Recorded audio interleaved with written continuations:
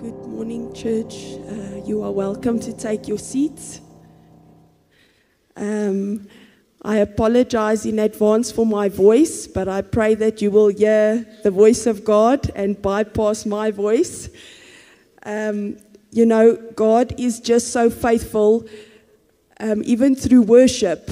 When the one song came and the next song came, I'm like, God, thank you. You've already said it, what you're just going to confirm in your word. When we were praying this morning before the service, every scripture that was released, every statement that was prayed, it's just a confirmation of what God wants to do in this morning. When I was just preparing my heart already, last week we had such an amazing Thanksgiving service. Who was here? If you weren't here, you missed out. But luckily there's technology. Please go find it on YouTube, on the group. Go listen to it. And I was we were having coffee with someone in the week. And the lady said in the beginning of the service, she had nothing to thank God for. Or she couldn't think of anything to thank God for, because it was a tough year. She said at the end of the service, she couldn't stop thanking God for everything He has done.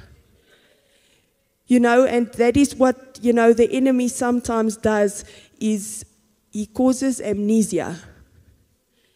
And I want to say that in this morning, maybe you're not going to hear anything brand new, but God will remind you of something. And when God brings something into remembrance by His Spirit, by His Word, it has the same initial power than when it was first said.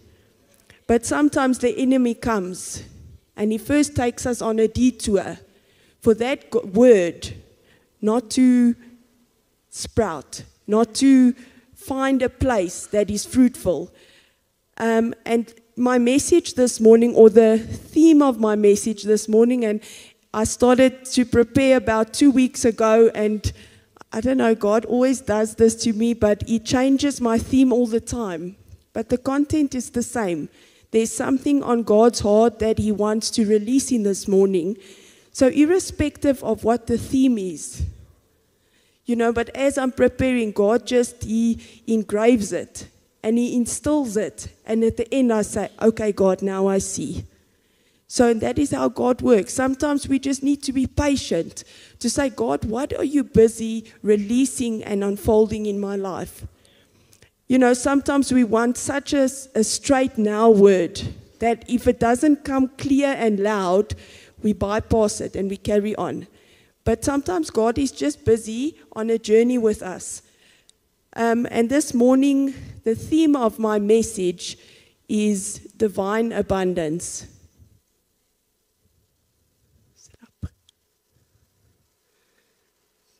Okay, so I don't know what you think of if you think of the theme, divine abundance.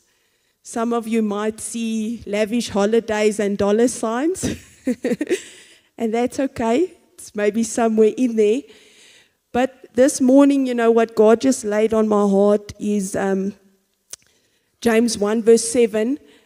He says, every good and perfect gift is from above, coming down from the Father of the heavenly lights, who does not change like shifting shadows.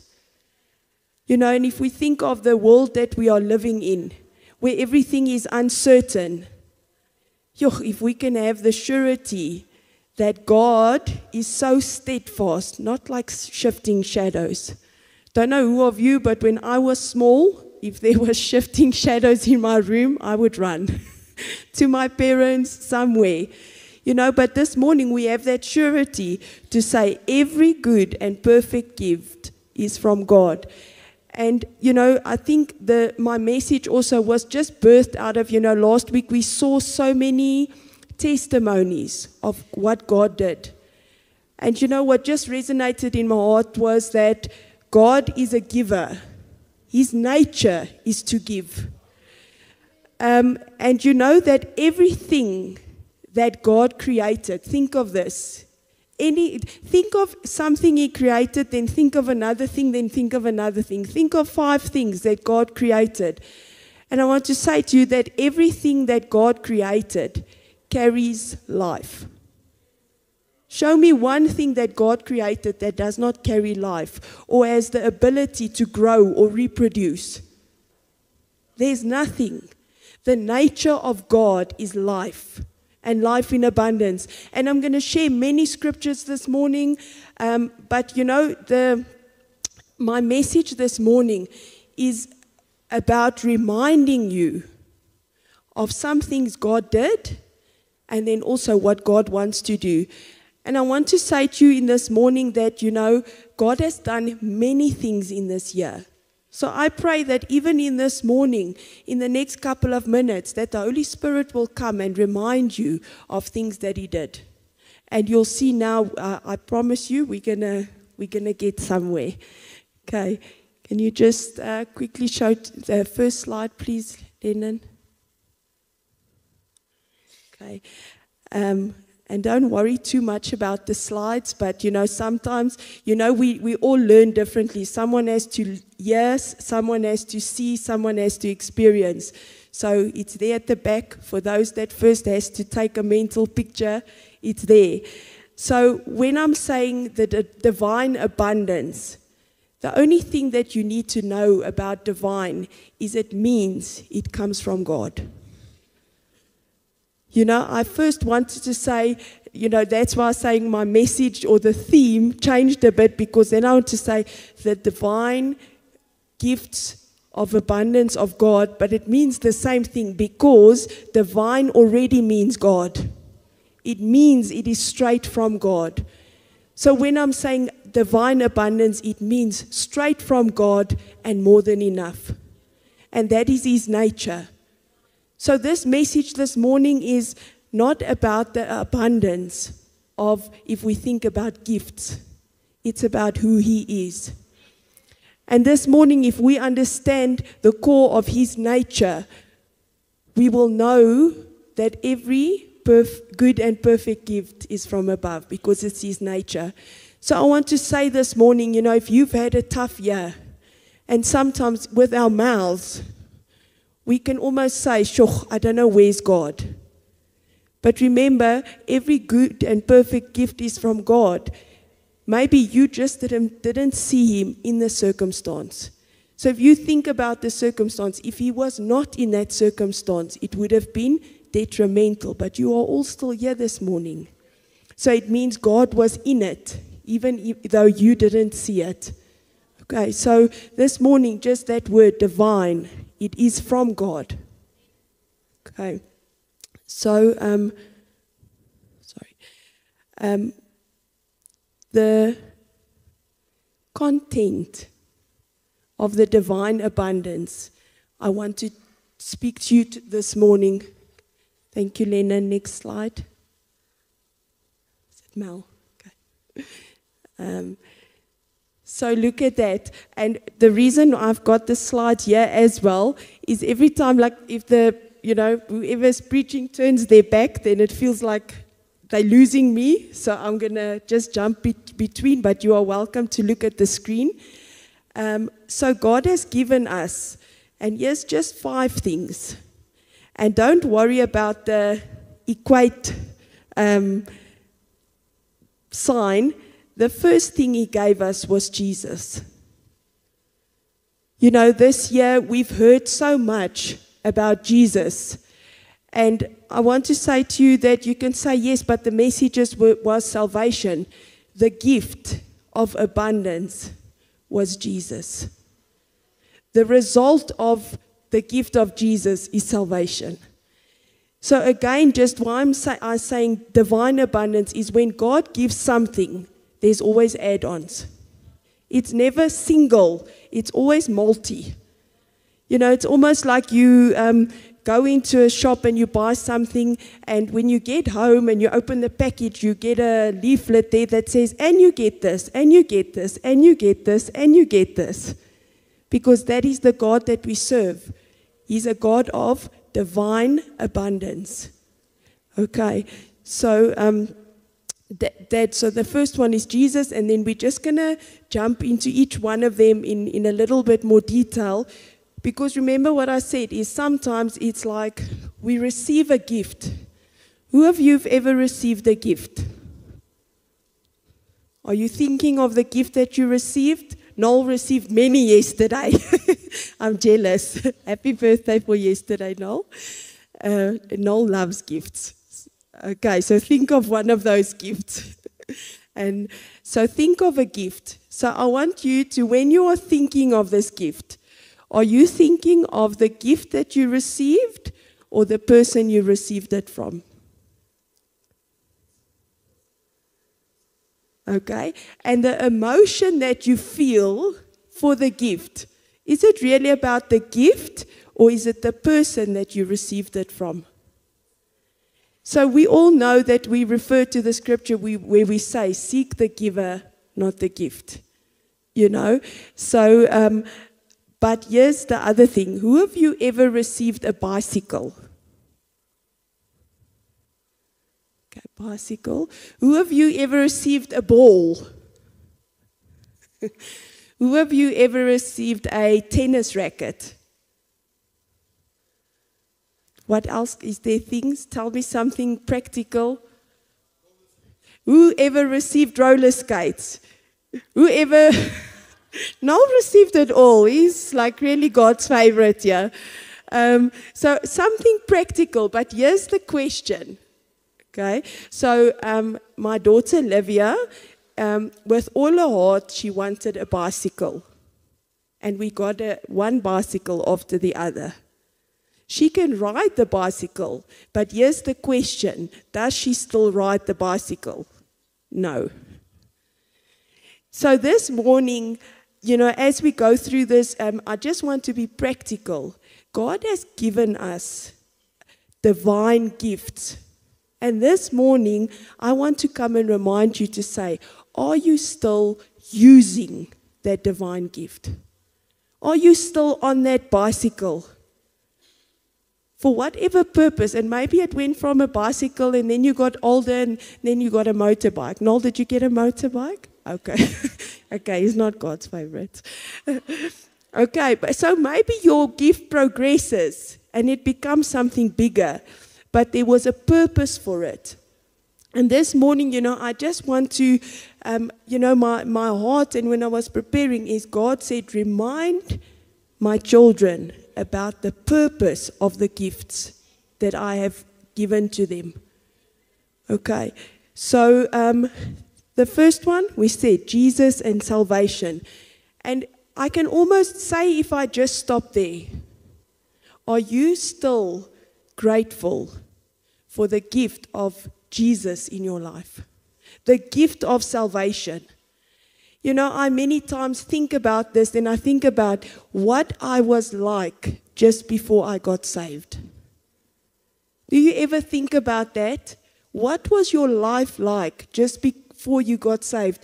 And the question is today, does your life today look different? Otherwise, the gift was in vain.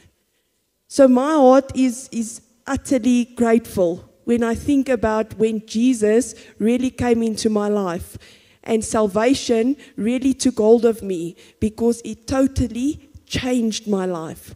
And then it wasn't just, I'm not a maths person. 16, how many years? 16? 30. Okay, 30 years.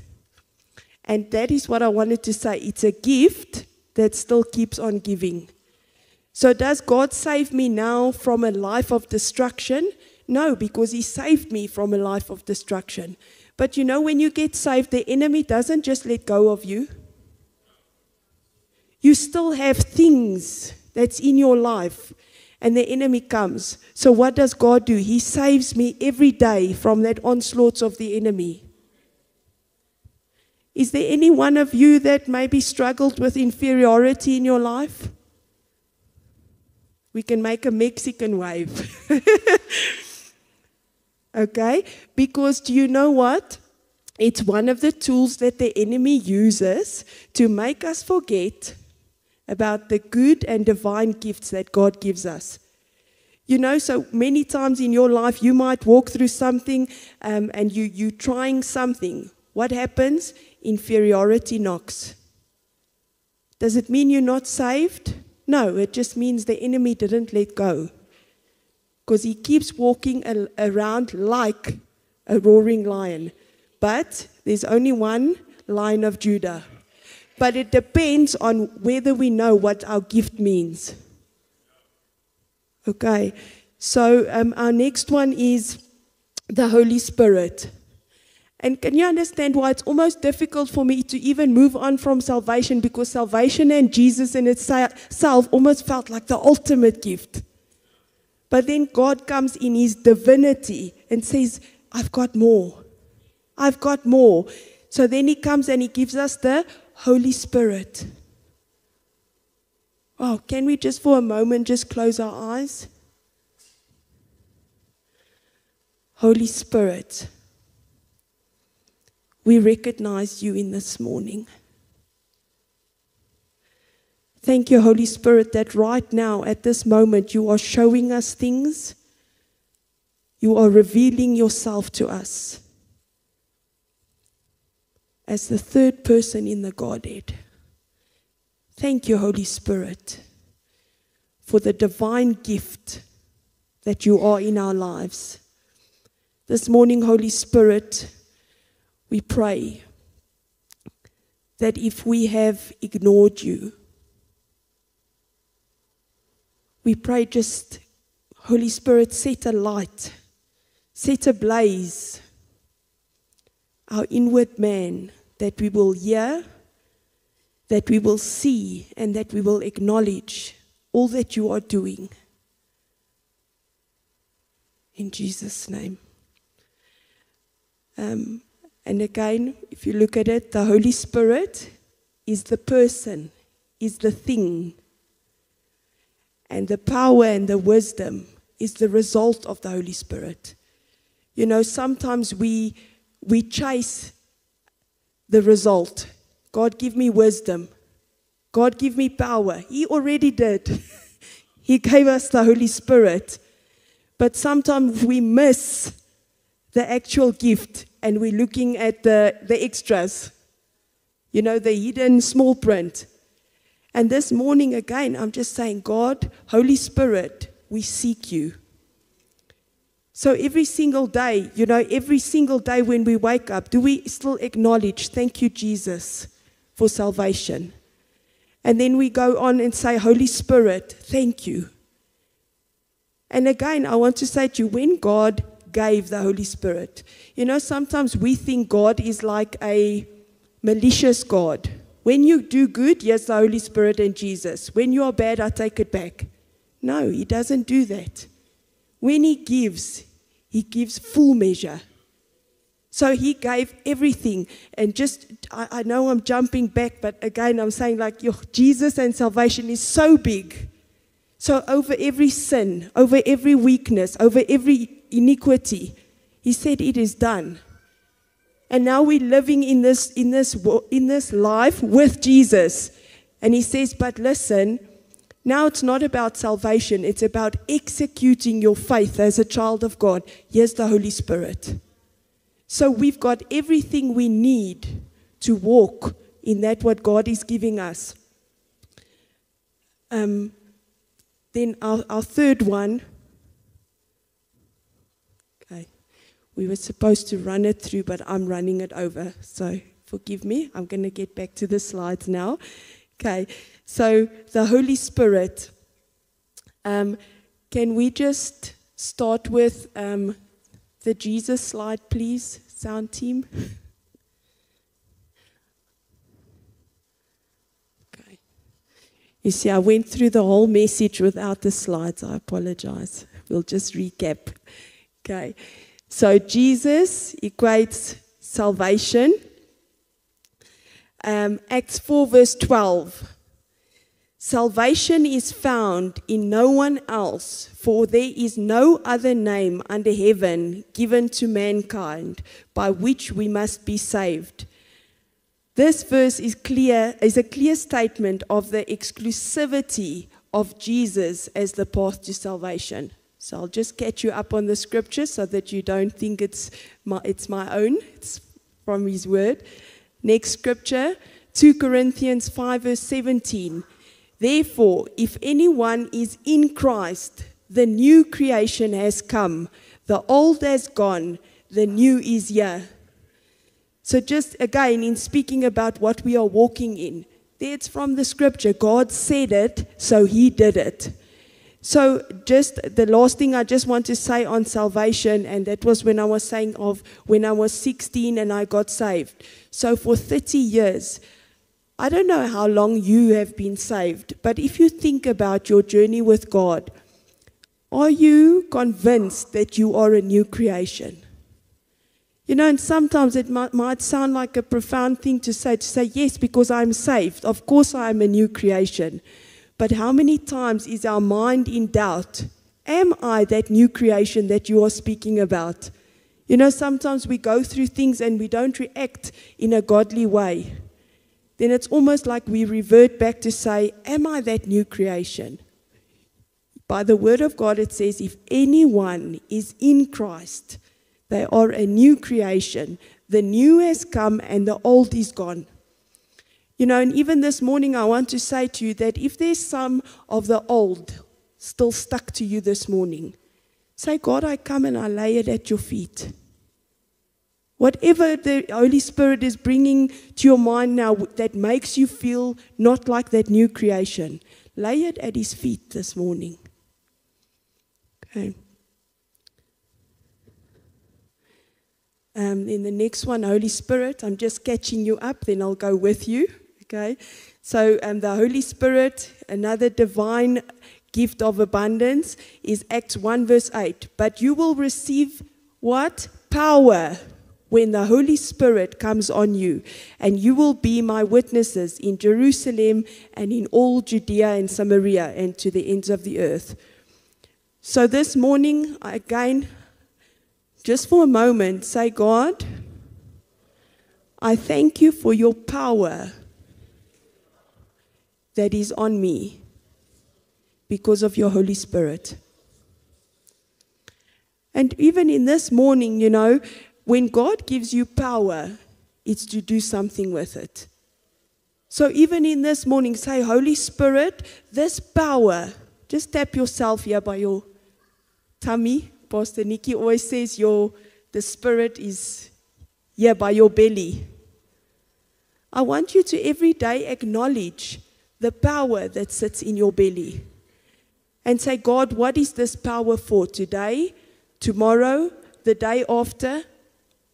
You know, many times people will ask, what is my purpose? What is my calling? What is my assignment? And I read something somewhere, and then I only went and I wrote it down later, and it was just stating there that all of our purpose is the same. We must worship the Lord our God with all our mind. We must love him with all our strength, and our neighbor alike. That's all of our purpose. Look at the person next to you and say, we have the same purpose. So there we go. The playing field is leveled because we all have the same purpose. And you can say, but then why do I have spiritual gifts? Your spiritual gifts is for your calling.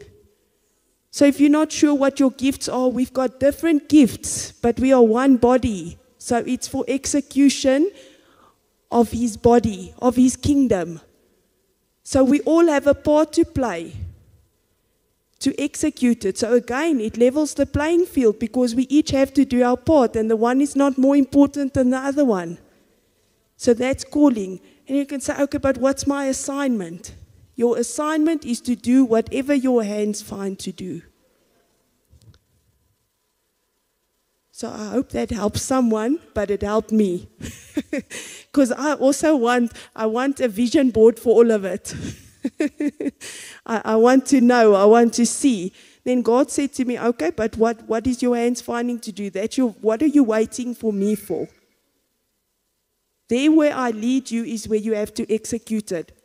Your assignment is at your school, at your workplace, in your neighborhood, at your cell, where you are teaching.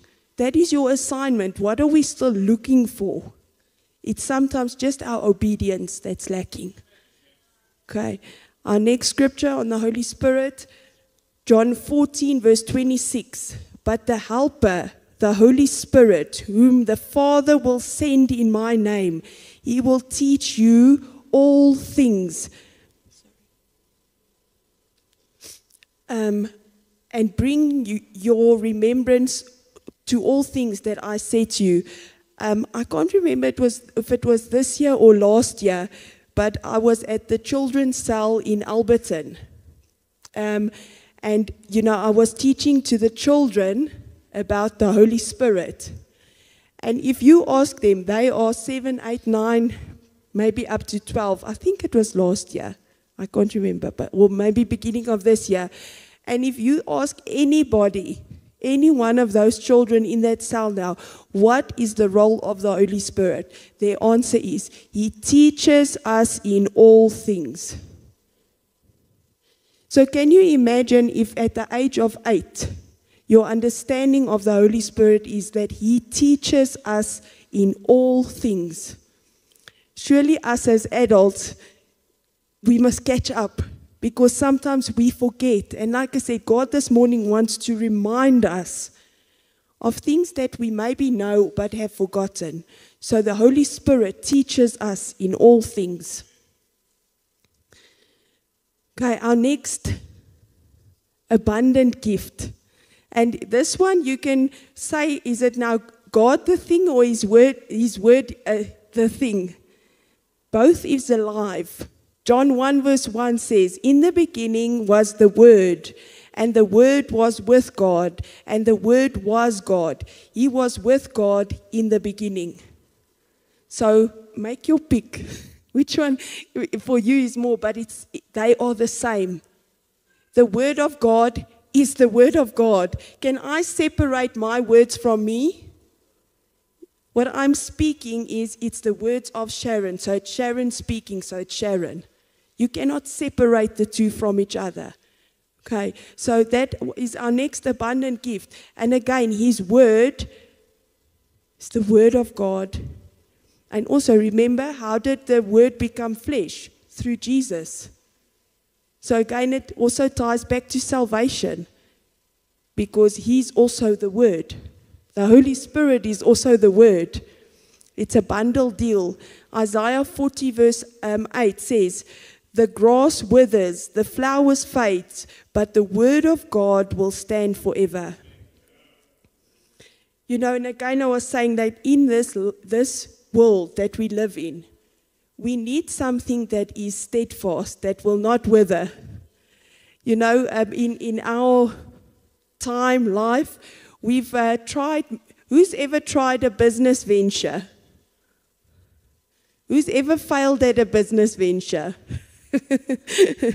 Okay, so we can try things, and yes, God can bless something, but again, the only thing that stands and that we are sure of is his word. That business can come and go. The only thing that remains is his word. Matthew 4 verse 4, man shall not live on bread alone, but on every word that comes from the mouth of God. So again, maybe you've grown dim in listening to the voice of God, meaning that you've grown dim in listening to God. So even in this week, I want to challenge you. Even if you take every scripture that is released today and you start working through it, it is the word of God. I was so blessed. Just the song that Leon did, I was made for more. I want to tell you, and I know I always say this, but God is intentional. If you don't know yet, it's a thing I say because it's true. God is intentional. This year for my birthday, I said to my husband, I want a prayer, I want a scripture, I want a song, and someone must tell me something prophetic. And all of it happened from people outside of my immediate boundaries. And the song that somebody sent me that day was, I Was Made for More. And, this morning I come here, and, when you are preparing your heart for what God wants to say, you are dependent on God, am I saying the right thing? Confirmation, because the Holy Spirit gives you confirmation. That's how you know that God is speaking and that the Spirit is speaking. This morning when I stepped into the prayer room, the prayers that were spoken and the scriptures that was released was already in the message. Then I can go, God, thank you for your confirmation. And it was almost, okay, God, I'm fine now. But then we come into worship and the song plays. I'm like, sure, God, you're so intentional. Thank you, Lord. And again, that confirmation comes. Okay. Then our next one is Hebrews 4 verse 12. For the word of God is living and active, sharper than a two-edged sword. And the piece there that I highlighted is living and active. Is the word of God living and active in your life? And if it is not, it's not because God is not speaking or he has favorites. It's because somewhere you are just missing it. The word of God is alive and active and sharper than a two-edged sword.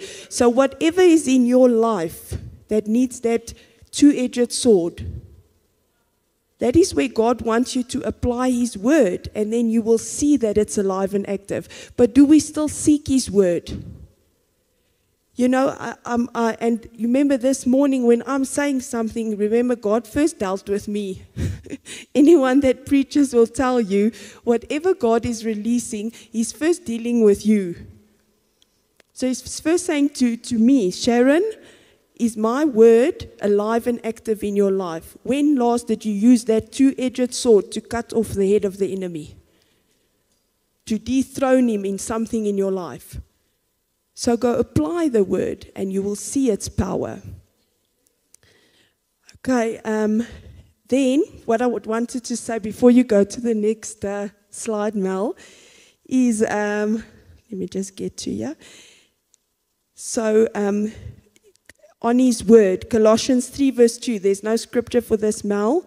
Set your mind on the things above and not on earthly things. If we think about this year alone, do we really need another word? I see you scared to go yes or no. Just in your own mind, if I ask you now, do we really need another word to be preached today? Okay, everybody that says yes, go like this. Everybody that says no. Everybody that says, I don't know. Okay, so there's really a mix of, what there is. So just something, and last night when I was preparing, Pastor Lambert came in and he made me a cup of coffee and he wanted to say something. And I said, just wait, because I was counting. So I don't know if he knew what I was counting, but I was counting how many words was already released in this church this year. This is the 49th sermon. If you were here every Sunday, if you missed, sorry. But if you were here every week, this is the 49th sermon that you would have heard. And, I'm a very practical person and I like self-development and, whatever. But I was just thinking of this. Even if I took one thing out of every sermon and applied it to my life, how different should my life look than 49 weeks ago? Because it says the word has the power to transform. So I'm saying, so each of us should maybe have changed 49 things already in our lives. But God is just saying it's not too late. And why does he give us another sermon? Because he's a God of grace and love. In your marriage with your kids, did you tell your kids once and your wife once you loved them and never again. No, we tell them daily. Why? To remind them.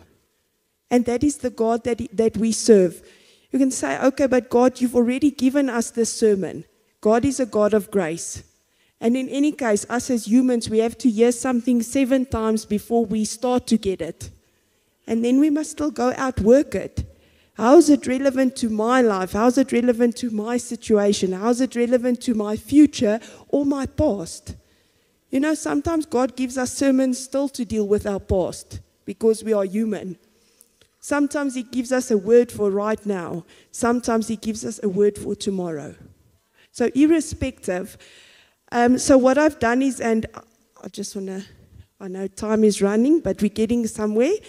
I just want to quickly remind you, and it's snapshot views, of 20 sermons that for me was very powerful this year. And I pray, this is even just seeing the picture of the sermon. This is not the content. You can go and listen to every one of these sermons on YouTube if you missed it. But even as we just flash through them, I want you to say, you know, if there's something that God reminds you of, write it down. Okay, but I just want to show you how faithful God is in the abundance of the word that is released in this house. It is divine abundance. Okay, our first one. God prepared a table in the midst of my enemies. Vanessa, thank you for that word. For those of you that can remember, that had such an impact in my life. You know, just that physical table that was here and saying, sure, God, I see it. You prepare a table in the midst of my enemies, and, you know, it's a banquet. That relationship, isn't that divine abundance? Okay, next one. Sorry, I need to get my slides with it. Is when Pastor Yaku came, your identity is in sonship. Wow.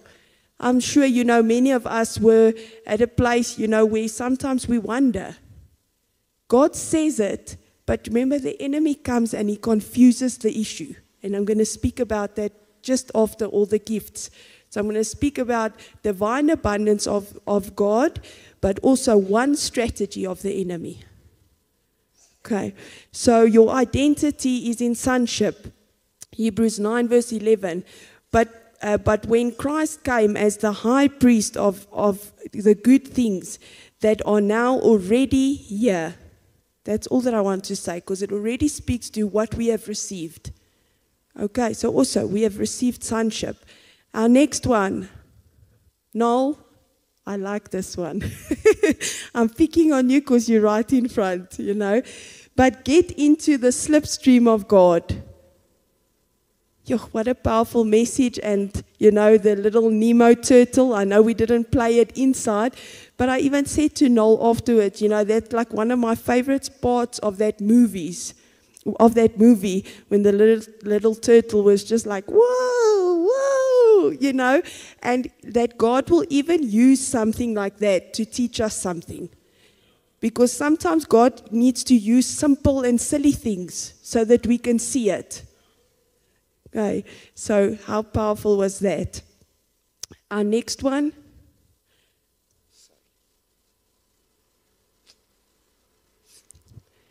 Be transformed and not conformed.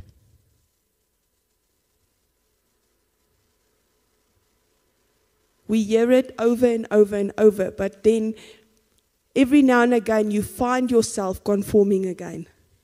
But by the grace and the love of God, you just step back and transformation continues. God doesn't disqualify you and say back to line 1. He just says, get back.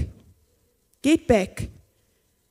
Okay, divine living. Pastor Nikki, you know, even when I was preparing, I was thinking, sure, we already had a scripture, a sermon on divine living. It means that what proceeds from God. You know, and it's amazing how everything ties in. God said, I'm busy with something. And then it ties in. God is not in confusion. Remember, it's not Pastor Nikki, myself, Pastor Lambert, Noel, Vanessa that preaches who decides what God is doing in this church.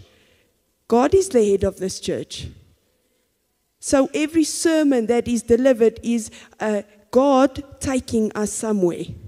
That's why it's not scattered, it flows. Because God is busy creating something. He's busy releasing something. Our next one, I am the good shepherd. Again, back to salvation, that divine gift of salvation. The next one, at the women's service, men, you won't know, but God was, we were just releasing about victory through praise, prayer, and prophecy. The altars that you should build in your house. Because sometimes there's altars in our house that should not be there. And God reminded us to say, go break down those altars and establish these altars of praise, prayer, and prophecy. Okay. And again, like I said, when I was ministering this, God worked with me for a month before that and showed me the altars in my house that shouldn't be there. Okay. Our next one, restoration and declaration. Man, God was restoring this year. If God restored something in your life this year, just wave at me. Again, Mexican wave. Okay, so God is a God of restoration. And we also declared, because there were things that the enemy came and stole. And sometimes the only thing, the way you take it back is not God restoring it, is by your declaration. You speak to it. Remember we said, like in prayer, it's speaking to God, but it's your position. Sometimes you need to declare into the heavenly realms, into the spiritual realm, and break things that must be broken. Okay, so declaration is important. Or important part of restoration.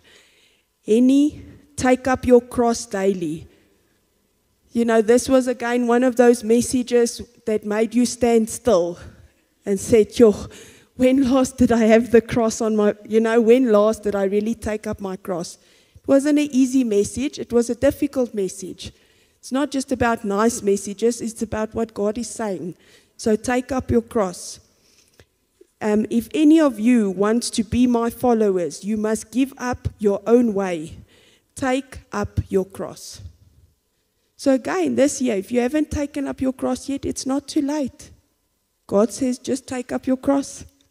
Find it and take it up. Okay, God doesn't disqualify us if we've missed it. Pastor Hannes spoke about koinonia, the church coming together as a body. Powerful, because God is interested in his body. Our next one, weapons of warfare. Okay, we demolish arguments and every pretension that sets itself up against the knowledge of God, and we take captive every thought to make it obedient to Christ. And what I want to say about this message, is since that message was released, if we did it, if we took every thought captive and pulled down everything that set itself up, our lives will look very different. But again this morning, if there's things that you have still accommodated, this morning God says, there's no time like now. Bring down every argument that sets itself up. So again, this morning, this is even just the themes. It's not a message. But on each of these things, there's something that you can say, God, let me do this. Let me do this. Let me do this. Okay, so don't be ignorant. Another one, what is God saying to you? Luke 9 verse 23. For time's sake, I'm just going to start running. Another one from Henny, worthy of the call.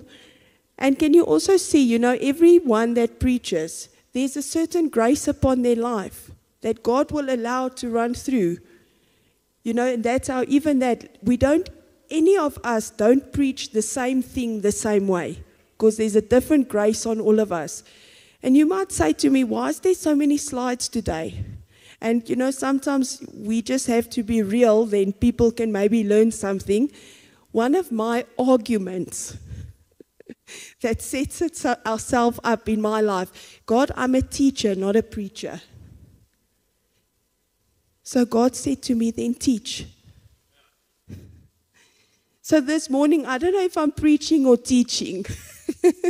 And it actually doesn't matter.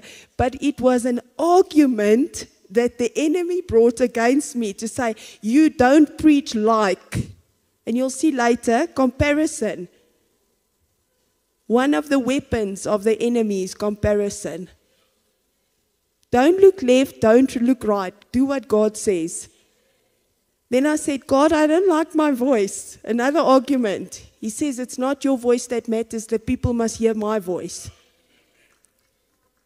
And I hope it helps somebody, because there will always be arguments that sets itself up against everything that God says to you, you must do.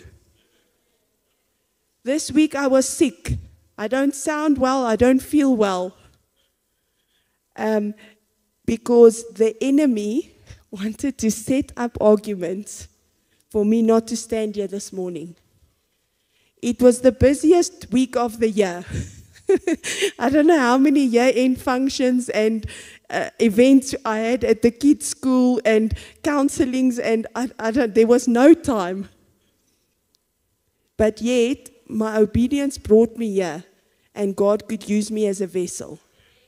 But again, the argument wanted to set itself up to say, you are too busy, you're feeling sick, there's no time. Okay. We're almost there. He's the vine. I'm just going to flash through these. The fruit of the Spirit.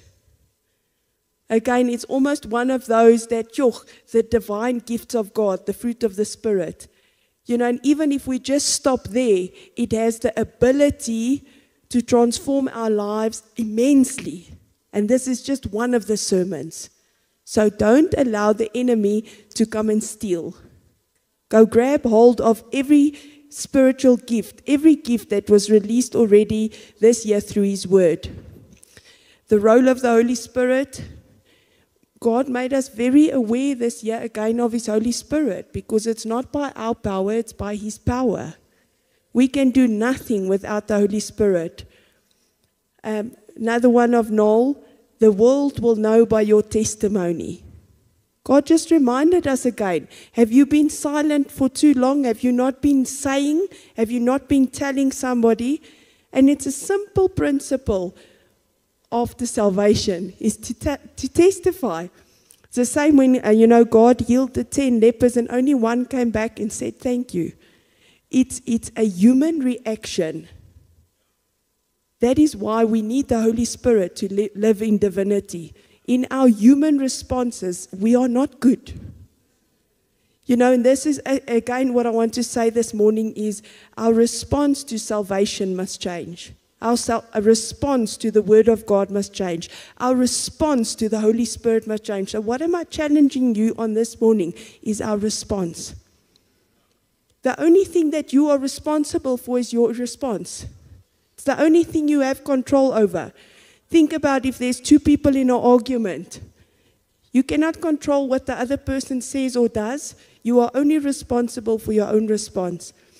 So this morning, just again, I want to remind you to say, what is your response in general to salvation, to the Holy Spirit, and to the Word? Okay, then we're almost there. Benefits of fasting.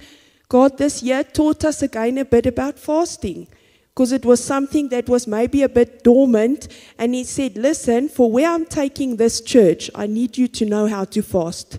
I need you to know how to unlock things in the Spirit and to shut down things in the Spirit. And some things only comes by fasting. Okay. The Word will transform your life. Pastor Nikki, thank you. Can you see that spiritual gift I couldn't put in there if this sermon was probably not preached? Because somewhere when I was recapping, God gave me a picture of His divine gifts. Okay. Then wisdom through the message of the cross. Can you see there's a theme when Henny preaches, because there's a grace on his life to unlock something. You know, sometimes we think, sure, we need to preach something different all the time. Maybe you need to preach the same thing to different people because there's a grace on that on your life.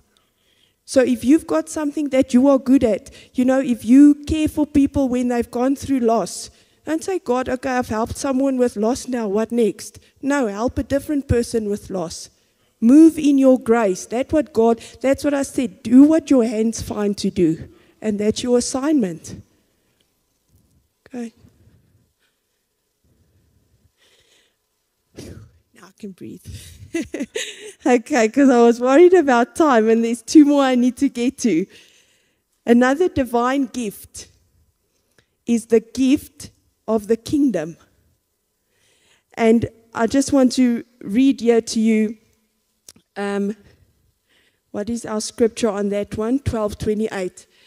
Therefore, since we are receiving a kingdom which cannot be shaken, let us have grace by which we may serve God acceptably with reverence and godly fear. And, you know, a while back, God just started to speak to me about kingdom. And I even said to Pastor Lambert, and I was speaking to him about kingdom. And you know the scripture about seek first the kingdom and all his righteousness. And I wanted to know, what is the kingdom? And you know, the whole time I was saying, so here's my question, and you can just look at each other or just look at me. My question is, do we build the kingdom or does the kingdom build us?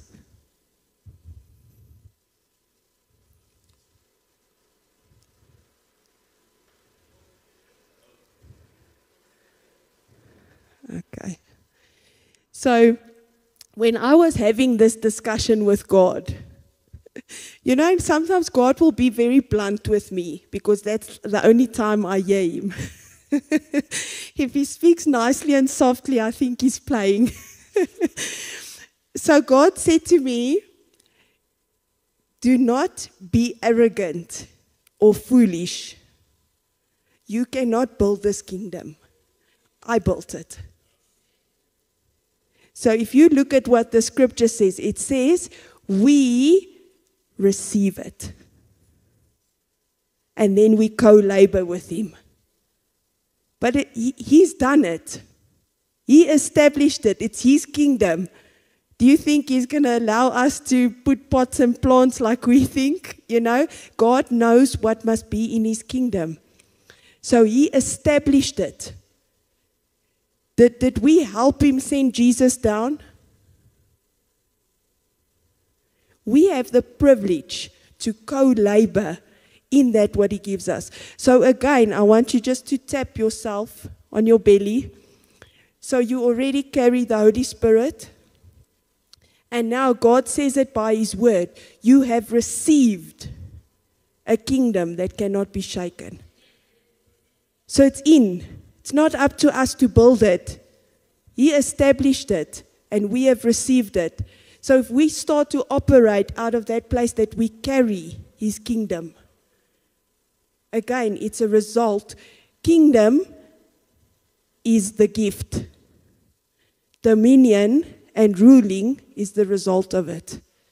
So why am I speaking about kingdom? Because God is taking us somewhere. If we understand these divine gifts, I just want to see if I've got another scripture here. Yes. 1 Corinthians 4 verse 20, and I'm almost there. For the kingdom of God is not just a lot of talk. It is living by God's power. So if we are still waiting for his power, I don't know what we're waiting for because we have already received it. It's a kingdom of power, and you've received it. It already sits on the inside of you.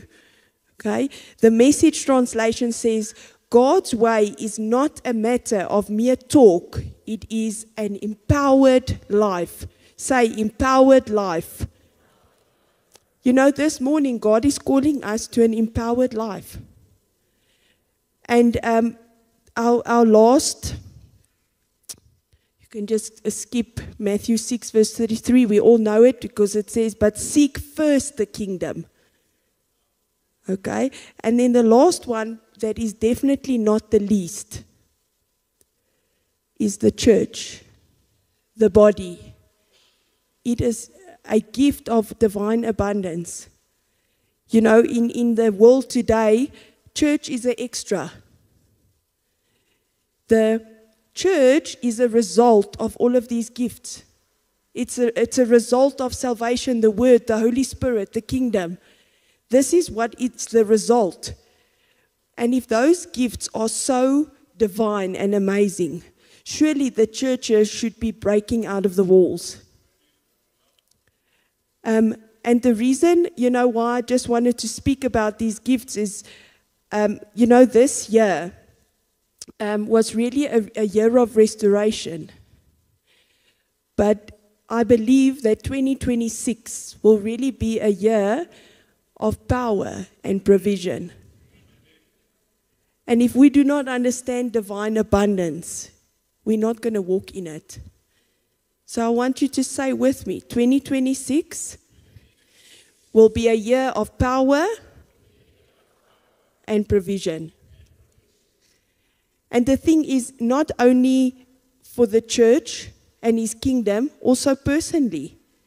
Because God wants us to represent His divine abundance. Because people take notice. People see if things are changing. And in the Word it says that the world is eagerly awaiting for the sons and daughters to arise. So next year is you're going to need every divine gift from God to step into what He wants you to step. God wants us to change things. You know, our church's name, Dynamis, refers to dynamo. A water dynamo that keeps producing. It's a reproducing power. So God is taking us and showing us, but we're going to have to understand His divine protection. And I've got a whole other pack of slides, but it's not about the slides. I just want to say to you the one onslaught of the enemy or strategy of the enemy. You can say, how did I miss this? There's a word for how did I miss this. It's called ignorance. You know, in these last couple of weeks when I was meeting with people and counseling people, I saw that the things that caused destruction in their lives was things where we are ignorant. So this morning it's like, I just want to say to you, do not be ignorant in the Spirit. And you can say, okay, but am I ignorant? Different two words for ignorance is distraction or distortion. Have you allowed the enemy, a word was released, something powerful happens in cell, and after cell, the Thursday, life just carries on. Distraction from what God released. Sunday, something powerful happens. There's a celebration service, there's a powerful word. Monday happens, and distraction happens. And you missed it. It's gone. And if the enemy doesn't distract you, he distorts what was released.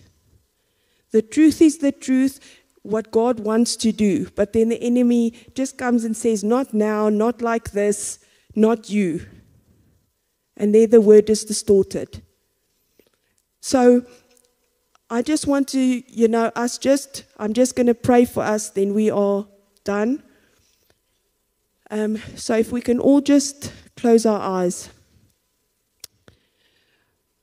Father, I just come in this morning, Father, and I pray, Father, where the enemy has come with distraction or distortion, Father, I pray, Father, that you will restore the revelation that you set out for that word, for that what happened, that I pray, Father, nothing that you have given this year.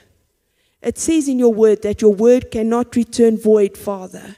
So I pray, Father, that no word this year will fall by the wayside.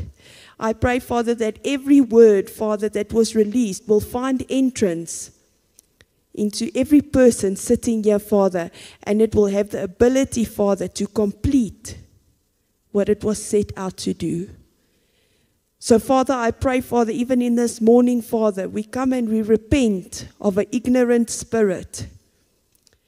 Father, I pray, Father, create an alertness in us, Father, that we will be spiritually alert and awake, Father, because that's what you need us to do next year. We know, Father, that you are not bound by times and years, Father. But, Father, the next season, Father, the next journey you want to take us on, Father, we need to be alert and awake, Father, acknowledging every divine gift and the power of your kingdom that we carry, Father, to execute, Father, all that you have called us for, Father. Father, above all, Father, we just acknowledge you, Father. We acknowledge your Son. We acknowledge what he did for us. We acknowledge salvation, Father. We acknowledge your Spirit. We acknowledge your word, Father. We acknowledge your kingdom, Father. But we also acknowledge your body, Father, that we sometimes just take for granted, Father, because we know we cannot do it alone, Father. So we thank you, Father, for your divine abundance in this morning, Father. And I pray, Lord, Father, that it will be a seed, Father, that will germinate and bear much fruit, Father, as we come into the revelation of every divine gift, Father. We thank you for your goodness, Father. In Jesus' name, amen.